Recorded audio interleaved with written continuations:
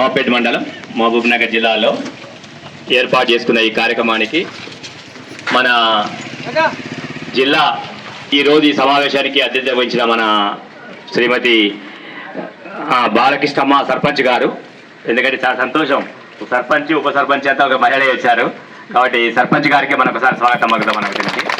అదేవిధంగా ఉప సర్పంచ్ కమలమ్మ గారికి, తర్వాత మన ఏఎస్ఐ మన కృష్ణాది గారికి, ఎస్ఐ కృష్ణాది గారికి, తర్వాత ఇక్కడ మనకు కోర్టు నుంచి మనకి ఇక్కడ ఉంది కదా శ్రీ రామకృష్ణ గౌడ్ మన లీగల్ అడ్వకేట్ వృద్ధులకు ఉంది కదా సీనియర్ సిటిజన్స్ గారు మన జిల్లా సెక్రటరీగా పనిచేస్తున్నారు. అదేవిధంగా మీకు ఆయన తెలిసింది మనకి ఇక్కడ వెంకటేశ్వరప్ప గారు నిర్విధానంగా మన ఎండాకాలం ఉడుకోగా చాలా కష్టపడి మన ప్రతి గ్రామం లోపల కార్యక్రమం ఏర్పాటు చేస్తున్నారు. మేడం గారి ఆదేశాల ద్వారంగా ఆయన ఇంట్రెస్ట్ కొట్టి అసలు మేమే భయపడుతున్నాం ఈ ఎండకెట్ట రావాలి ఆయన మీటింగ్ అనేది, కానీ అతను ఇక్కడ ఉండి చాలా బ్రహ్మాండంగా మంచిగా అరేంజ్ చేస్తున్నారు. మనకు సార్ కూడా మనకు వద్దాం మన మిత్రుడు సురేష్ గారు సిపిఎల్వి, తర్వాత మిత్రుడు రవికుమార్ గారు, తర్వాత సిబ్బంది, మన ఇక్కడ ఉన్న ప్రజాప్రతినిధులు, గ్రామస్తుంది. మన అంటే దాదాపు తెలుసు ఎన్ని కష్టాలున్నా కోటుకోవద్దు, ఇంకో దానికి ఎదుర్కోవద్దు. వాళ్ళ కుటుంబాలు ఎన్ని పాడైపోతున్నావో వాళ్ళ కుటుంబం పాడైపోతుంది, పిల్లలు పాడైపోతారు, వాళ్ళు ఆర్థికంగా సామాజికంగా రకరకాల ఇబ్బంది పడుతుంటారు. అందుకొరికి కోర్టు పోకుండానే పోలీసు పోకుండానే మన సమస్యలు తెలుపుకోవడం కోసమే ఒక అవగాహన కార్యక్రమాలు పెడదామనే ఉద్దేశం కొట్టి ఏ చిన్నదైనా మనం చెప్పుకోవాలనే ఉద్దేశం కొట్టి మన గ్రామాలకు రావడం జరిగింది. కాబట్టి ఈ రోజు ఇంత మంచిగా ఈ గ్రామంలో ఏర్పాటు చేశారు. ఈ కార్యక్రమాన్ని మనం చేసేందుకు మనందరికీ ఒకసారి గట్టిగా అందరూ చప్పట్లు కొట్టుకొని ఈ కార్యక్రమ నిర్వాహకుడు మన వెంకటేశ్వరప్ప గారు మాట్లాడాల్సిందిగా కోరుతున్నాం. ఇది లేదు అది లేదు ఇట్లా పక్కగా అయిపోయింది, ఓన్లీ బొక్కలే కనబడుతున్నాయి. కానీ ఆమె ఏమంటుందంట, నా బాధ నేను పట్ట కానీ నా కొడుకు మాత్రం ఏమనగాని సార్ అంటదంట. ఇంకా ఎంత ప్రేమ ఉంటుంది ఆమెకు. కాబట్టి అలాంటి వాళ్ళ కోసం పనిచేస్తున్న మన నాగభూషణ్ గారు జిల్లా సెక్రటరీ గారిని మాట్లాడుతుందే కోరుతున్నాం. అయితే మేము ఎక్కడి నుంచి వచ్చినామంటే లోక్ అదాలత్ నుంచి వచ్చినామట. అంటే న్యాయ సేవా అధికార సంస్థ అని జిల్లా కోర్టు లోపల ఉంటాం. అయితే దాని నుంచి మేము అందరూ ఇక్కడికి వచ్చినాం. అయితే ఎందుకొరకు వచ్చినామంటే చట్టాల గురించి అవగాహన కలిగించడానికి. చట్టాలు ఎందుకు తయారు చేస్తారు? ప్రభుత్వం తయారు చేస్తుంది చట్టాలు. ఎందుకొరకు? ప్రజల సంక్షేమం గురించి చట్టాలను తయారు చేస్తుంటారు. అయితే చట్టాలు అనేది రాను సంవత్సరం కొత్త చట్టాలు వస్తుంటాయి. అవి తెలుసుకోవాల్సిన బాధ్యత మనది. అయితే బాల కార్మికుల చట్టము, బాల్య వివాహాల చట్టము, ఇట్లా ఎన్నో చట్టాలు మనకు వస్తున్నాయి. ఈ చట్టాలన్నీ మనం తెలుసుకోవాలి. ఇప్పుడు బాల్య వివాహాలు అంటే మనకు తెలియక ఏం చేస్తున్నారు, బాల్య వివాహాలు జరుగుతున్నాయి. బాల్య వివాహాలు అంటే అమ్మాయికి 18 సంవత్సరాలు పైబడిన తర్వాతనే వివాహం చేయాలి. తర్వాత మరియు ఈ ప్రోగ్రాం కోసం ముఖ్య అతిథిగా వచ్చేసినటువంటి జడ్జి మేడం ఇందిరా గారికి, తర్వాత గ్రామస్తులందరికీ, వాళ్ళ టీంకి అందరికీ కూడా నా యొక్క నమస్కారాలు. నేను ఈ గ్రామానికి వచ్చి కేవలం 2 నెలలు మాత్రమే కంప్లీట్ అయ్యింది. ఈ గ్రామంలో కుటుంబాలు అంటే ఇళ్ల సంఖ్య వచ్చేసి 127 సార్. కుళాయిలు కూడా 167 ఉన్నాయి. తర్వాత మొరంబావిలో 1, ఇక్కడ 2 ఓహెచ్ఎస్ఎల్ ట్యాంక్స్ ఉన్నాయి. మోటార్స్ వచ్చేసి 3 ఉన్నాయి సార్. విలేజ్లో 2 ఉన్నాయి, మొరంబావిలో 1 ఉంది. జీపీకి సంబంధించి ఇన్ఫర్మేషన్, జనరల్ ఇన్ఫర్మేషన్ ఇది సార్. పాపులేషన్ వచ్చేసి 782, ఓటర్ లిస్ట్ 594, ఒక అంగన్వాడీ సెంటర్. ఇది జనరల్ ఇన్ఫర్మేషన్ విలేజ్కి సంబంధించి సార్. Thank you. విలేజ్లో పార్టీలకు అతీతంగా విలేజ్ని డెవలప్మెంట్ చేసుకోవడానికి అందరూ కూడా, అంటే నేను వచ్చి 2 months అవుతుంది. ఇక్కడ ఎవరు కూడా పార్టీల గురించి మాట్లాడకుండా ఏదైనా సమస్య ఉన్నా కూడా అందరూ కలిసికట్టుగా సర్పంచ్ గారు, తర్వాత వార్డు సభ్యులు, గ్రామస్తులంతా కూడా ఏకమై వాళ్ళ సమస్యను వాళ్ళే గ్రామ పంచాయతీకి వచ్చినప్పటికీ వాళ్ళే సాల్వ్ చేసుకుంటున్నారు. ఇందుకు నేను ప్రత్యేకంగా వాళ్ళందరికీ కూడా, గ్రామస్తులందరికీ కూడా సర్పంచ్ గారి తరఫున మరియు నా తరఫున ప్రత్యేక ధన్యవాదాలు తెలియజేస్తున్నాను. ఇలాగే మీరు కలిసికట్టుగా ఉండి గ్రామాన్ని అభివృద్ధి చేసుకోవాల్సిందిగా కోరుతున్నాను. అయితే నేను అబ్జర్వ్ చేసి ఏంటంటే రూరల్ పోలీస్ స్టేషన్ వర్క్ చేసేటప్పుడు ఒక పంచాయతీ ఏంటంటే ఈ ఊరు మంది వెళ్తారు, అంతమంది ఇట్లా పెద్ద మనిషి దొరికొస్తే ఎంతమంది దొరికొస్తారు చాలీలకు దానిలో కంటే 500 రూపాయలు అయిపోతాయి. మనం కూలి పని చేస్తే ఎంత వస్తాయి ఒక రోజులో? 500, 1000. మేస్త్రి పనికి ఎంత 700 కదా. సరే అట్లా ఆర్థికంగా చెప్పుకిల పడతాం. ఎంత చెప్పినా కూడా సరే ఆ టైంకి మీరు ఖచ్చితంగా కేసు కావాలంటే మేము కేసు కట్టడానికైనా ఉన్నాం. మా ఉద్యోగం అది కాబట్టి కడతాం. ఇన్వెస్టిగేట్ చేసి కోర్టులో మేడం దగ్గర పంపిస్తే లాస్ట్కి ఏమంటారు మేడం వాళ్ళు, రాజీగా అండి లేదంటే ఇట్లా ఎందుకు ఎన్ని రోజులు అని తిరుగుతుంటారు. కోర్టులలో ఇప్పటికే 5 కోట్ల కేసులు పెండింగ్ ఉన్నాయి.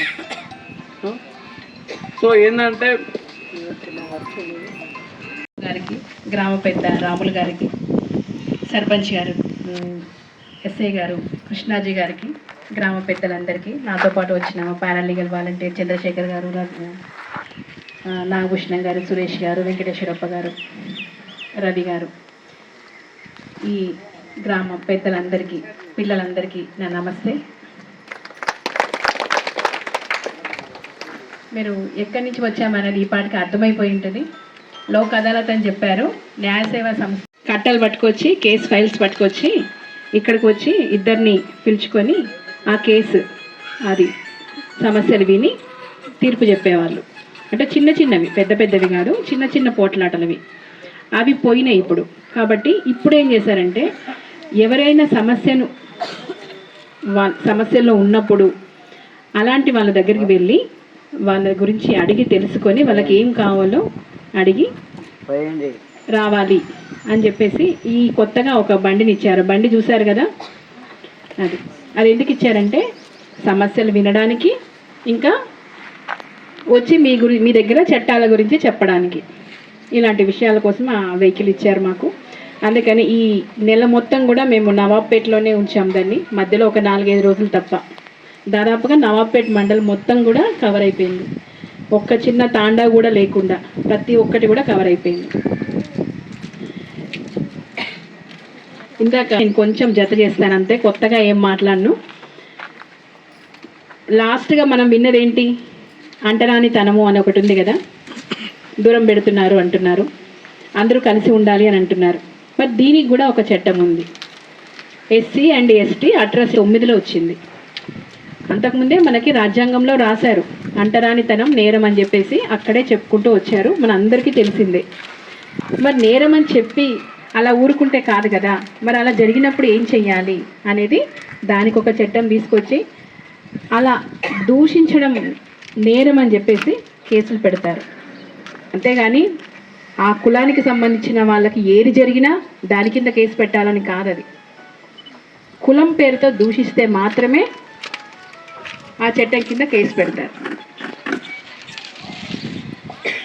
ఉన్నాయి సార్, SC ST అట్రాసిటీస్ ఉన్నాయి, ఇక్కడ ఉన్నాయి. అందరూ తెలుసుకోవాల్సింది, మ్యారేజ్ పెళ్ళి చెయ్యకూడదు. ఎప్పుడు చెయ్యకూడదు అంటే 18 ఏళ్ళ వరకు పెళ్ళిళ్ళు చెయ్యకూడదు. అదే చెప్తున్నానమ్మా, ఆ విషయమే చెప్తున్నాను. 18 ఏళ్ళ వరకు ఆడపిల్లకైతే 18 ఏళ్ళ వరకు పెళ్లి చేయకూడదు, మగపిల్లవాడికి 21 ఏళ్ళ వరకు పెళ్లి చేయకూడదు. మరి ఎందుకు చేయకూడదు అంటే దానికి చట్టం చెప్తుంది, చైల్డ్ మ్యారేజ్ యాక్ట్ అని ఉంది. కాబట్టి చట్టం చెప్పినట్టు వినాల్సిందే కదా, పెళ్లి చేయకూడదు. మరి చేస్తే ఏమవుతుంది అని అంటే, అవుతుంది, చేస్తే పోలీసు దృష్టికి వస్తుంది. ఎవరి దృష్టికి వచ్చినా పోలీసుకి చెప్తారు. లేదు అని అంటే చైల్డ్ లైన్ డిపార్ట్మెంట్ సపరేట్గా ఉంటుంది పిల్లల రక్షణ కోసం. వాళ్ళ దృష్టిలోకి వచ్చిన ఆ పెళ్ళి ఆపడం జరుగుతుంది. పెళ్ళి ఆపిన తర్వాత ఆ అమ్మాయిని అమ్మ నాన్నల దగ్గర ఉంచడానికి లేదు, ముందు గవర్నమెంట్ ఒక డిపార్ట్మెంట్ ద్వారా వాళ్ళని కస్టడీకి తీసుకుంటారు. అంటే మా అమ్మాయి కదా మేమెందుకు ఇస్తాం అనడానికి లేదు అక్కడ. ఎందుకంటే అమ్మాయి సేఫే చూడాలి ఇక్కడ చట్టం ప్రకారంగా. కాబట్టి అమ్మాయిని తీసుకెళ్ళి వాళ్ళ దగ్గర పెట్టుకొని నువ్వు పెళ్ళి మళ్ళీ చెయ్యను అంటేనే అప్పచెప్తారు అమ్మ నాన్నలకి. లేదంటే అప్పటి వరకు అక్కడే పెట్టుకుంటారు, గవర్నమెంటే వాళ్ళకి సంబంధించిన హోమ్లో పెట్టుకుంటారు. ఇంకా ఆ అమ్మ నాన్నల మీద చిన్న కేసు, అంటే పెద్ద కేసు అవ్వదు, పిటిషన్ వేసేసి మళ్ళీ పెళ్లి చేయకూడదు అని చెప్పేసి ఆర్డర్ కూడా తేవచ్చు కోర్టు నుంచి. మరి ఆర్డర్ వచ్చిన తర్వాత కూడా మళ్ళీ పెళ్లి చేస్తే అప్పుడు ఇంకో రకమైన నేరం అవుతుంది. కోర్టు ఆర్డర్ని కూడా ధిక్కరించి మళ్ళీ పెళ్లి చేయడానికి ప్రయత్నం చేశారు అని ఇంకో కేసు పెట్టవచ్చు. కాబట్టి 18 ఏళ్ళ వరకు అమ్మాయికి, 21 ఏళ్ళ వరకు అబ్బాయికి పెళ్లి చేయడానికి లేదని చట్టం చెప్తుంది. మరి చేస్తే దానికి శిక్ష ఎలా ఉంటుందంటే, ఫస్ట్ ఆ అబ్బాయి 21 పైబడి ఉన్నా, 21 లోపల ఉన్నా, ఒకవేళ మైనర్ అయినా సరే, మైనర్ అయితే ఇంకొక కోర్ట్ పోలీసు కాకుండా వేరే పోలీసులు ఉంటారు, దానికి సపరేట్గా పోలీసుల్లోనే డ్రెస్ లేకుండా వేరే పోలీసులు ఉంటారు. ఆ పోలీసులు తీసుకెళ్ళి కేసు పెడతారు అబ్బాయి మీద. లేదు 21 సంవత్సరాలు పైబడ్డ పెళ్లి కొడుకు అయితే అప్పుడు సపరేట్గా ఒక కేసు పెట్టాల్సి వస్తుంది. సపరేట్గా వచ్చిందని చెప్పేసి ఆ చట్టంలో ఇందాక చెప్పాం కదా, పెళ్ళిళ్ళు చేసుకున్నా అది ఆ అబ్బాయికి పనిష్మెంట్ శిక్షార్హుడే అవుతాడు. అమ్మాయి ఇష్టంగా వెళ్ళినా అబ్బాయి శిక్షార్హుడే అవుతాడు. కాబట్టి అలాంటివి కూడా జరగకుండా చూసుకోండి. ఇంకా ఒకటి ఏంటంటే, పిల్లలు స్కూల్కి వెళ్ళినప్పుడు, కాలేజ్కి వెళ్ళినప్పుడు ఏదైనా ఇబ్బంది జరిగినప్పుడు, వాళ్ళకి బస్సులో వెళ్ళినప్పుడు కానీ, ఆటోలో వెళ్ళినప్పుడు కానీ, లేదంటే మన ఇంటి చుట్టుపక్కల వ్యక్తుల దగ్గర నుంచి కానీ, ఇంకా తెలిసిన వ్యక్తులు ఎవరో బయట వీళ్ళని చూసి పసిగట్టి రోజు వస్తూ పోతూ ఉండేటప్పుడు చూసినప్పుడు, ఈ టైంకి వస్తున్నారు, ఈ టైంకి వెళ్తున్నారు అని చూసి ఏదైనా చేద్దాము అనుకున్న వ్యక్తుల దగ్గర నుంచి కానీ, అమ్మాయిలకు ఎక్కువగా అపాయం ఉంటుంది. కాబట్టి అలాంటప్పుడు ఏమి జరిగినా, అంటే మామూలుగా ముట్టుకోవడం కాకుండా మన చెడు ఉద్దేశంతో ముట్టుకున్నా అది నేరమే అవుతుంది. సైగలు చేసినా నేరమే అవుతుంది. ఫోన్లో వాట్సాప్లో మెసేజ్ ఇబ్బందికరమైన పోస్టులు పెట్టినా నేరమే అవుతుంది. ఏది చేసినా సరే, అమ్మాయికి ఇష్టం లేకుండా ఇక్కడ ఇష్టానికి కూడా సంబంధం లేదు, ఇబ్బంది పెట్టే విషయం ఏది చేసినా ఆ పోక్సో యాక్ట్లో అది నేరంగానే చెప్తున్నారు. కాబట్టి అబ్బాయిలు కూడా, ఒకవేళ మీకు ఎవరైనా అబ్బాయిలు ఉన్నా వాళ్ళకు కూడా అదే జాగ్రత్త చెప్పండి. మైనర్ పిల్లల్ని మామూలుగా ఫ్రెండ్స్గా మాట్లాడుకోవచ్చు, అంతవరకు తప్పులేదు. కానీ ఇబ్బందికరంగా ఉన్న పరిస్థితి తేయకూడదు. అలా అయినప్పుడు ఏమవుతుందంటే, ఎవరు కేసు పెట్టాలి పెట్టొద్దు అనేది పక్కన పెడితే అది నేరం అని చెప్పేసి ముందు చెప్తున్నారు. ఎవరైనా కేసు పెట్టవచ్చు, అమ్మాయే కేసు పెట్టాల్సిన అవసరం లేదు, అమ్మ నాన్నలే కేసు పెట్టాల్సిన అవసరం లేదు. ఇబ్బంది జరిగింది అని చెప్పేసి ఏ వ్యక్తికి తెలిసినా వారు కంప్లైంట్ ఇచ్చినా అది కేసు అవుతుంది. కాబట్టి మగపిల్లలకి జాగ్రత్తగా చెప్పుకోవాలి, ఆడపిల్లలకి జాగ్రత్తగా ఉండాలని చెప్పుకోవాలి. ఇంకా ఈ కేసులో ఎక్కువ కోర్టుకు వచ్చే కేసులలో చూస్తుంటే చిన్నపిల్లలే కాకుండా పెద్దవాళ్ళ దగ్గర నుంచి కూడా మైనర్ పిల్లలకి ఇబ్బందులు వస్తున్నాయని చెప్పేసి కూడా అర్థమవుతుంది. కాబట్టి అలాంటి వ్యక్తుల దగ్గర కూడా పిల్లల్ని జాగ్రత్తగా ఉండాలని చెప్పి చెప్పుకోవాలి. మా వాళ్ళే కదా, మా బంధువే కదా అని చెప్పేసి అక్కడ వదిలేసిపోవడము, అది కూడా కొంచెం ఇబ్బందికరమైన పరిస్థితిగానే ఉంటుంది ఒక్కొక్కసారి.